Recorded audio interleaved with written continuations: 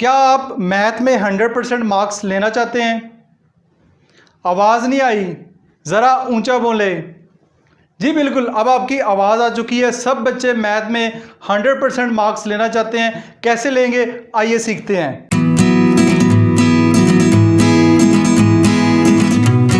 How to get 100% marks in math. Math के exam में आप 100% मार्क्स कैसे ले सकते हैं, मैथ के पेपर को सॉल्व करने की कुछ ट्रिक्स मैं आज की वीडियो में डिस्कस करूंगा। लेकिन ट्रिक्स को डिस्कस करने से पहले मैं कुछ चीज़ें बताना चाहता हूं जो ज़रूरी हैं। जब आप मैथ की क्लास ले रहे हो, आपके सर आपको मैथ पढ़ा रहे हो, तो ये 3-4 काम आपने ज़रूर करने हैं। सबसे पहला जो काम है वो है डीप प्रैक्टिस। डीप प्रैक्टिस से मुराद ये है, जैसे कि मैं कोट करता हूं एक वर्डिंग कि the only way to learn mathematics is to do mathematics. अगर आप मैथ को सीखना चाहते हैं तो उसकी जितनी ज़्यादा प्रैक्टिस करेंगे उतनी ज़्यादा जो मैथ आपको अच्छे तरीके से आएगी। तो मैथ की मैक्सिमम प्रैक्टिस किया करें। मैक्सिमम प्रैक्टिस से ये मुराद है कि मैक्सिमम उसके क्वेश्चन सॉल्व किया करेंगे। जितने ज़्यादा क्वेश्चन सॉल्व करेंगे उतनी ज़्यादा मैथ आपकी अच्छी होगी।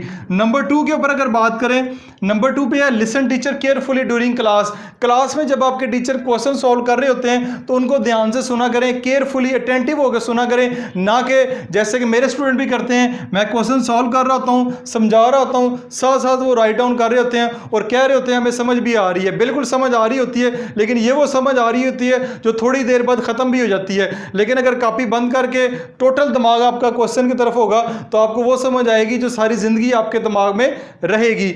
नंबर 3 पे है रेगुलरली स्टडी। आपने जो स्टडी है अपनी रेगुलर रखनी है। ये नहीं कि आज ये वीडियो देखी, आप में मोटिवेशन आई, आपने आज 10 घंटे पढ़ना शुरू कर दिया, बल्कि आप रोजाना पढ़ें, बेशक आधा घंटा पढ़ें, लेकिन रोजाना पढ़ें, रेगुलर पढ़ें। ठीक है, रेगुलर पढ़ना जरूरी है। उसके बाद नंबर 4 है टेक कंप्लीट कॉन्सेप्ट। जब भी आप मैथ के क्वेश्चन सॉल्व करें या किसी भी बुक के या किसी भी टॉपिक के क्वेश्चन याद कर रहे हैं, पढ़ें, उसका कॉन्सेप्ट कंप्लीट लें। ये ज़हन में रख के ना आप मैथ को समझा करें कि जस्ट मैंने ये एग्जाम पास करना है, बल्कि ये ज़हन में रखा करें कि ये क्वेश्चन अगली क्लास में भी आने हैं, उससे अगली क्लास में भी आने हैं। तो मेरा कॉन्सेप्ट अगर क्लियर हो जाएगा तो बाकी आने वाली आगे जितनी भी क्लासेस हैं वो टॉपिक इंशाल्लाह मेरा क्लियर रहेगा। ये तो 4 पॉइंट्स थे क्लास के दौरान। अब बारी आती है पेपर के ऊपर कि अगर आप पेपर देने जा रहे हैं मैथ का, अगर आपका कल पेपर है तो आपके पास सबसे पहले कैलकुलेटर होना ज़रूरी है। मैथ का स्टूडेंट हो तो उसके पास कैलकुलेटर की अगर आपको इजाज़त है, ठीक है, क्लास 8 उससे ऑनवर्ड आगे जितने भी क्लासेस मैथ के पेपर में आपके पास कैलकुलेटर होना ज़रूरी है। कैलकुलेटर के बगैर जो है मैथ का पेपर आप मिडिल या इसे हायर लेवल क्लासेस पे नहीं सॉल्व कर सकते।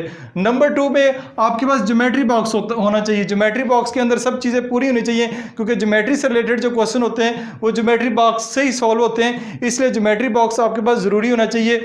नंबर 3 पे आपके पास कोई एक्स्ट्रा मार्कर, पॉइंटर, स्केल, ये चीज़ें होनी चाहिए। किसी बच्चे को भी ज़रूरत हो तो उसको दे दे, वरना अदरवाइज आपके पास एक्स्ट्रा होनी चाहिए। अगर कोई मार्कर किसी वजह से अड़ रही है, कोई मसला कर रही है, तो आपके पास ये सारी चीज़ें हों ताकि आप पेपर अच्छे से सॉल्व कर चुके।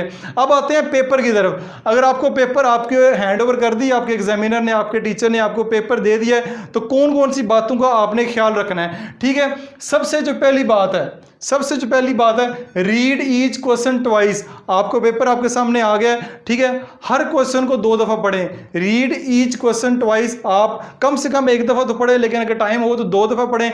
2 दफा आप पूरे क्वेश्चन को रीड करें। ठीक है, रीड कर लें कि सारे का पेपर में क्या पूछा गया, क्या क्या चीज़ें मुझे आती हैं, क्या नहीं आती, और किन को मुझे याद करना ज़रूरी है। यानी एक क्वेश्चन अगर आपको याद किया हुआ लेकिन भूला हुआ है, लेकिन अगर वो रीड किया हुआ है, हो सकता है आप क्वेश्चन सॉल्व कर रहे हो तो आपको वो ऑटोमेटिकली आपके दिमाग में, ज़हन में वो चीज़ आ जाए। मेरे साथ तो ऐसे ही होता है। ठीक है, पहला पॉइंट आपने इस पे गौर करना है कि पेपर को आपने अच्छे से पढ़ना है, ना सिर्फ मैथ का बल्कि कोई भी पेपर हो उसको अच्छे तरीके से आप 1 दफा रीड कर लें। नंबर 2 है राइट डाउन फार्मूलाज सेपरेटली।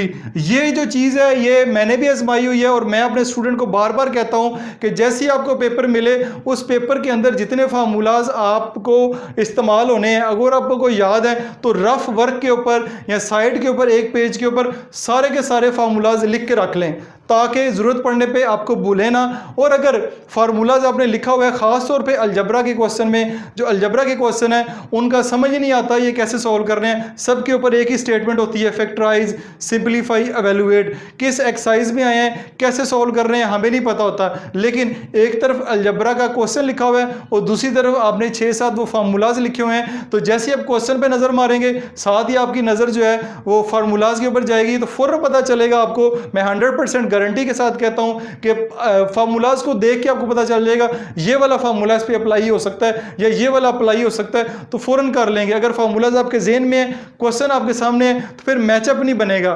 ठीक है, अगर आपने मैचअप करना है तो फार्मूला सामने, साथ उसके क्वेश्चन पे लिखो, दोनों में से फौरन देखें किस में माइनस लगना है, किसका स्क्वायर है, किस में क्या क्यूब का फार्मूला कौन सा लगना है। तो गारंटी से कहता हूं कि अलजबरा के क्वेश्चन आपको बड़े आराम सुकून से सॉल्व हो जाएंगे। फार्मूलाज घर से लिख के नहीं लेके जाने, बल्कि उधर एग्जामिनर के सामने उसको बता दे कि ये मैं आपके सामने अभी फार्मूलाज लिख रहा हूँ, ठीक है, एक पेज के ऊपर या रफ वर्क के ऊपर लिख रहे हैं, ताकि बाद में किसी किस्म का ब्लेम ना आपके ऊपर आए, आप घर से लिख के लाए हैं। ठीक है, नंबर 3 पे solve MCQs and share it first.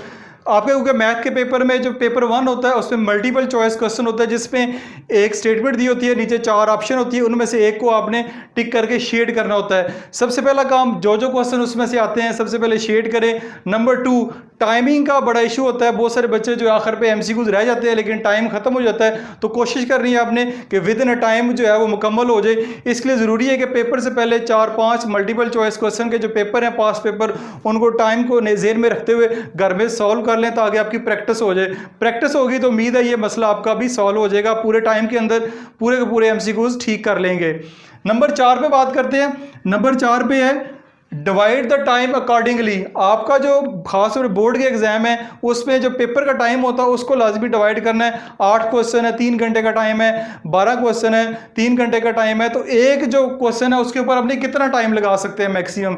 ये नहीं है कि एक क्वेश्चन पकड़ा उस पर ही घंटा लगा दिया, अगर वो नहीं हो रहा तो, अगर क्वेश्चन नहीं हो रहा तो अगले क्वेश्चन पे चले जाए। आपने जो टाइमिंग के हिसाब से लाजमी मैनेज करना है पेपर, कि आपका विद इन अ टाइम जो है वो पेपर पूरे का पूरा सॉल्व हो जाए। नंबर 5 पे है solve the most simple and easy question first.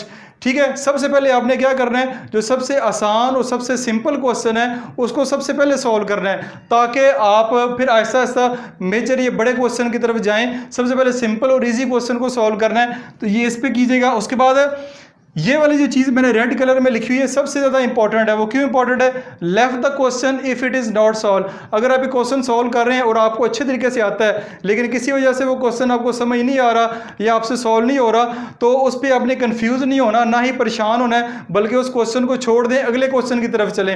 हो सकता है थोड़ी देर बाद आपको क्वेश्चन समझ आ जाए, तो फिर बाद में आप उसको सॉल्व कर लें। ठीक हो गया। नंबर 7 पे सॉल्व द क्वेश्चन नीटली। जितना भी पेपर आपने सॉल्व करना है नीटली सॉल्व करना है। इसका एक तरीकाकार ये रफ पेजेस पे वो क्वेश्चन सॉल्व कर लें, बाद में उनको नीट कर लें, या इस तरह साफ सुथरा पेपर हल करेंगे, जब चेक करने वाला चेक करे तो आपको खुश होकर जो है नंबर दे। अगर आप गंद डालेंगे नंबर आपको फिर भी मिल जाएंगे, अगर 5 में से हो सकता है 4 दे, 3 दे। अगर आपने पेपर अच्छे तरीके से सॉल्व किया हुआ है तो वो पूरे मार्क्स भी आपको देगा। उसके बाद है revise the all the paper twice after completing it. इस बात पे लाजमी जोर दीजिएगा, जब आप पेपर सॉल्व कर लें तो अपने पेपर को रिवाइज करें। रिवाइज ऐसे नहीं करना आपने कि खुद सॉल्व किया एक दफ़ा नज़र मार ली, बल्कि आपने पेपर को ऐसे चेक करना है जैसे कि आपके एग्जामिनर या आपके टीचर चेक करते हैं, आपने उस नज़र से चेक करना है। जब आप उस नज़र से चेक करेंगे तो उम्मीद है कोई ना कोई गलती अब निकल आएगी, उस गलती को आप करेक्ट कर लेंगे। नंबर 9 पे मैंने लिखा हुआ है पर्सनल एक्सपीरियंस। ये सारे के सारा मेरा पर्सनल एक्सपीरियंस है, जितना मेरा टीचिंग एक्सपीरियंस है मैथ पढ़ाते हुए, जो चीज़ें मुझे लगी हैं वो मैंने आपके साथ शेयर की हैं, कि जिन बच्चों को जो जिस चीज़ में मसला आता है, हो सकता है आपके टीचर या आपका एक्सपीरियंस के अलावा कोई और भी चीज़ हो, लेकिन जो चीज़ें मुझे लगी हैं मैंने इस वीडियो में कोशिश की है सारी की सारी शेयर कर दूं। इन बातों के ऊपर अगर अमल करेंगे तो उम्मीद है आपके मैथ के सब्जेक्ट में अच्छे मार्क्स आएंगे। अपना ख्याल रखिएगा। खुदा हाफिज़।